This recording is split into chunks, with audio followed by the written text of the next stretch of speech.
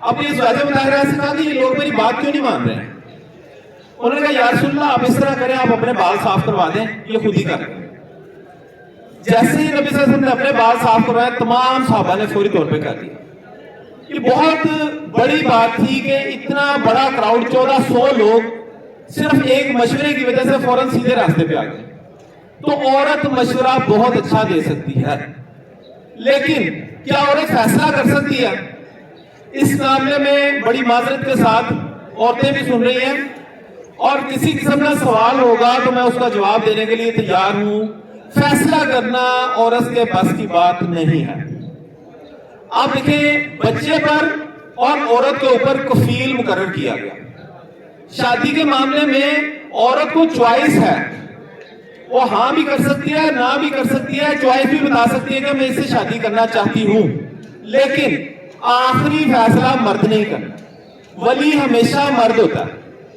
اگر کسی عورت کا باپ زندہ ہے تو اس کا ولی وہ ہوگا، اگر باپ مر گئے تو ماں ولی نہیں ہوتی، بیٹا ولی ہوتا ہے۔ اگر بیٹا بھی نہیں ہے تو کوئی چاچا، ماما، کوئی رشتہ دار قریب کا جو بڑا ہوگا، مرد ولی ہوگا۔ اور اگر کوئی بھی نہیں ہے تو جو علاقے کا جو بڑا ہوگا نا، وہ ولی بن جائے گا۔ یہ جو کوالٹیز میں نے بتائی ہے نا، اینالیٹیکل ہونا، لاجیکل ہونا اور چیزوں کو ترتیب دینا، یہ عورت کا خاصہ نہیں ہے۔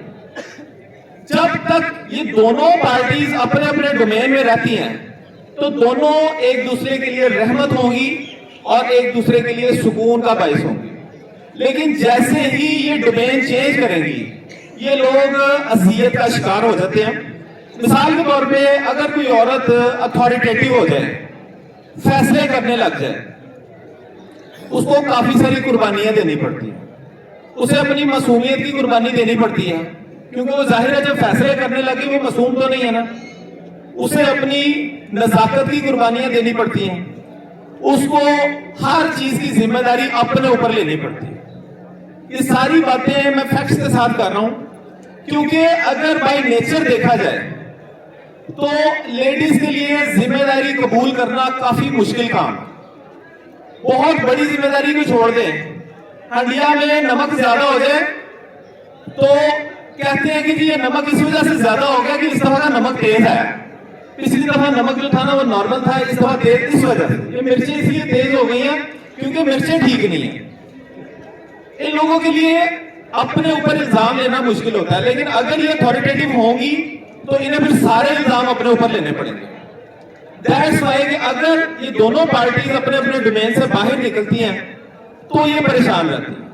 اب کلیشز جو ہوتے ہیں، قرآن پاک میں اللہ تعالیٰ نے فرمایا نساؤکم حرث لکم فاتوا حرثکم انا شئتم، عورتیں تمہاری کھیتیاں ہیں، ان کے پاس جیسے چاہو آؤ جاؤ۔ عام طور میں جب اس کی تشریح کی جاتی ہے تو کچھ تھوڑی سی تشریح کر دی جاتی ہے، لیکن میں اکثر کہا کرتا ہوں کہ قرآن کو نا ان ڈیپتھ سیکھا کریں۔ حرث لکم، حرث کہتے ہیں کھیتی کو، اور اگر غور سے دیکھا جائے تو کھیتی جو ہے یہ ایک پیسو فیکٹر ہے۔ پیسو فیکٹر کا مطلب یہ ہے کہ اس کے اوپر کام کیا جائے گا، اور کسان جو ہے وہ ایک ایکٹیو فیکٹر ہے، یہ کام کرنے والا ہے۔ اب اگر کوئی کسان اس کے اندر چنے کا بیج بو دے گا تو گندم تو نہیں نکلے گی نا، وہ چنا ہی برآمد ہوگا اس میں سے۔ اسی طرح انسان جس طرح اس کے ساتھ ایکٹیو رہے گا، مرد وہ اسی طرح کا اس کے ساتھ رویہ کرے گا۔ لیکن ہوتا یہ ہے کہ مرد جو ہے یہ بھی عورت کو سمجھنے میں ناکام ہوتا ہے۔ اس کی مثال میں ایسے دیتا ہوں کہ فیمیل جو ہے نا، اس کی مثال اس طرح ہوتی ہے جیسے کہ یہ الیکٹریسٹی نہیں ہے، اس کے ساتھ ہمارے اے سی چلتے ہیں، ہمارے پنکھے چلتے ہیں، یہ جو سپیکر چل رہا ہے یہ بھی اسی سے چل رہا ہے، بہت زیادہ فائدے ہیں۔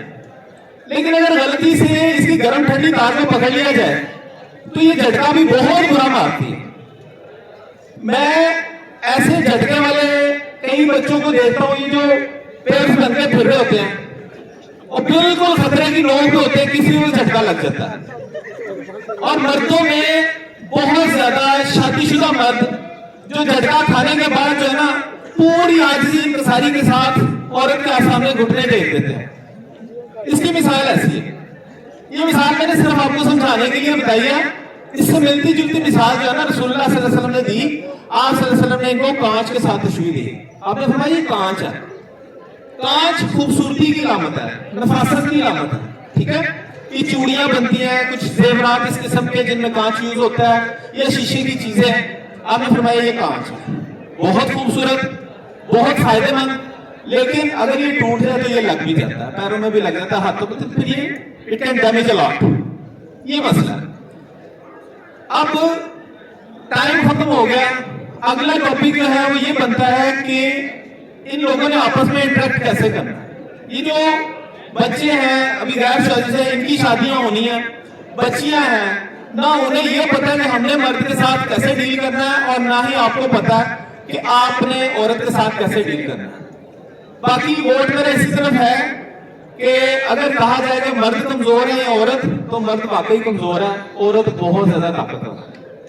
تو اس کو سمجھنا چاہیے, یہ ہمارے دین کا حصہ ہے. گفتگو آدھی رہ گئی ہے. میں اکثر کہا کرتا ہوں کہ مجھ سے سوال کریں, مجھے فرمائش کریں گے تو میں آپ کو اس کے متعلق بتاؤں گا. انہوں نے فرمائش کی تو میں نے ان کے اوپر جو ہے نا ساری گفتگو کی ہے. اب اگر آپ کوئی فرمائش کریں گے پھر آپ کو بھی بتایا جائے گا کہ مرد کو کیسے ڈیل کرنا چاہیے, مرد کے اندر طاقتیں کون کون سی ہوتی ہیں, اور یہ دین کے اوپر چلتے ہوئے اپنی زندگی بہتر طریقے سے کیسے گزار سکتا ہے. اللہ تعالیٰ سے دعا ہے کہ اللہ تعالیٰ ہمیں دین کو سمجھ کر اس پر عمل کرنے کی توفیق عطا فرمائے. اقول قولی ھذا استغفر اللہ لی ولکم ولسائر المسلمین.